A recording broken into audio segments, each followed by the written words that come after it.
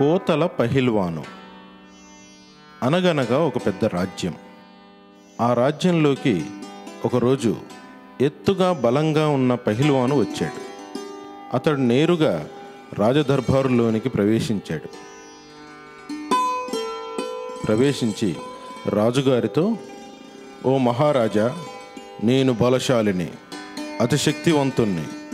నేను 100 లీటర్ల పాలను ఒక్క రోజులో తాగగలను. ఒకే పిడిగుద్దుతో 10 మందిని మట్టి కరిపించగలను. అంతేకాదు, ఓ పెద్ద పర్వతాన్ని నా తలకెత్తుకొని అవలీలగా మోయగలను.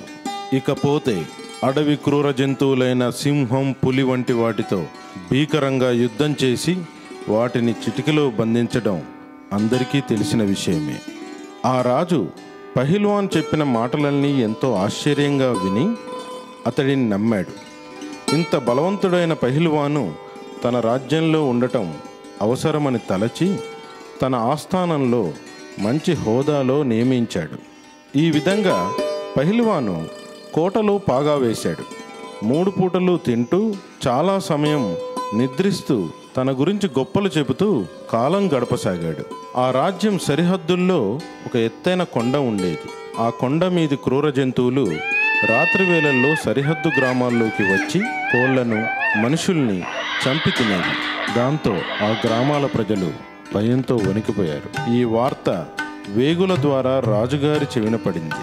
వెంటనే పహిల్వానును పిలిపించి, గతంలో నీవు కొండల్ని ఎత్తి మోసినట్లు చెప్పావు. నీ శక్తి సామర్థ్యాలను నిరూపించుకునేందుకు అవకాశం వచ్చింది. మన రాజ్యం సరిహద్దుల్లో ఓ కొండ ఉంది. దానిని ఎత్తి వేరొక ప్రదేశానికి మార్చాలి. నీవు సిద్ధం కమ్ము అని ఆజ్ఞాపించాడు. అలాగే మహారాజా, ఇప్పుడే మనం అక్కడికి వెళ్దాం. కానీ దానికి ముందు నా ఆకలిని తీర్చుకుంటానని కడుపు నిండా భోజనం చేసి రాజుగారితో పాటు ఆ కొండ వద్దకు చేరుకున్నాడు. మహారాజా, నేను కొండ ఎత్తడానికి సిద్ధం, కానీ మీ మనుషుల్ని పిలిపించండి. ఎందుకంటే కొండని ఎత్తి నా తలపై పెడితే మోయడానికి సులువవుతుంది అన్నాడు పహిల్వాను. అది విన్న రాజు అప్పటి వరకు అతను చెప్పినవన్నీ కోతలే అని గ్రహించి అతన్ని గ్రామం నుండి వెళ్ళగొట్టాడు. దీనివల్ల తెలిసిన నీతి, అతి కోతలు కోసేవారిని నమ్మరాదు అని. కోతి తీర్పు. సమీ, కిట్టు అనే 2 అల్లరి పిల్లులు ఉండేవి. ఒకరోజు తోటలోని రొట్టె ముక్కను చూసి 2 ఒకేసారి పట్టుకున్నాయి. రొట్టె ముక్క నాదంటే నాదని తగవు పెట్టుకున్నాయి.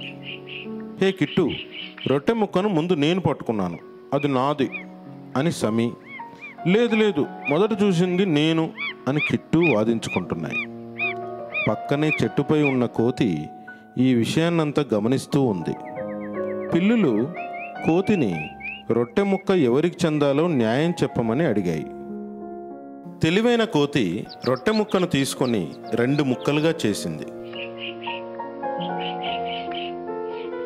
అయ్యో, ఒక ముక్క 2వ ముక్క కన్నా పెద్దదైపోయిందే అంటూ ఆ ముక్కను కొద్దిగా తింది.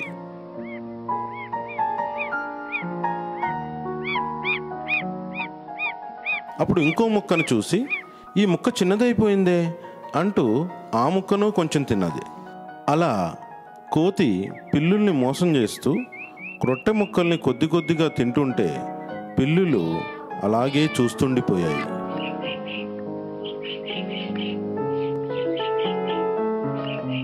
చివరికి రొట్టె ముక్క మొత్తం స్వాహా అయిన తర్వాత కానీ ఆ పిల్లులకు అర్థం కాలేదు తమేం నష్టపోయాము. తమ తెలివితక్కువతనానికి అవి బాధపడ్డాయి. తమ పోట్లాట కోతి కడుపు నింపిందని అర్థమైంది. ఈ కథలో నీతి, ఇద్దరి తగవు 3వ వానికి లాభం. కోతి తీర్పు. సమీ, కిట్టు అనే 2 అల్లరి పిల్లులు ఉండేవి. ఒకరోజు తోటలోని రొట్టె ముక్కను చూసి 2 ఒకేసారి పట్టుకున్నాయి. రొట్టె ముక్క నాదంటే నాదని తగవు పెట్టుకున్నాయి. హే కిట్టు, రొట్టె ముక్కను ముందు నేను పట్టుకున్నాను, అది నాది అని సమీ, లేదు లేదు, మొదట చూసింది నేను అని కిట్టు వాదించుకుంటున్నాయి. పక్కనే చెట్టుపై ఉన్న కోతి ఈ విషయాన్నంతా గమనిస్తూ ఉంది. పిల్లులు కోతిని రొట్టె ముక్క ఎవరికి చెందాలో న్యాయం చెప్పమని అడిగాయి. తెలివైన కోతి రొట్టె ముక్కను తీసుకొని 2 ముక్కలుగా చేసింది.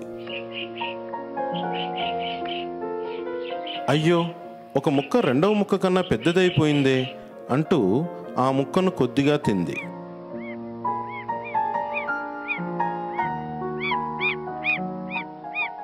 అప్పుడు ఇంకో ముక్కను చూసి ఈ ముక్క చిన్నదైపోయిందే అంటూ ఆ ముక్కను కొంచెం తిన్నది.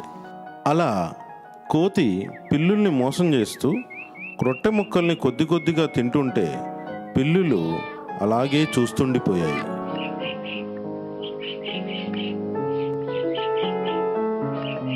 చివరికి రొట్టె ముక్క మొత్తం స్వాహా అయిన తర్వాత కానీ ఆ పిల్లులకు అర్థం కాలేదు తమేం నష్టపోయాము.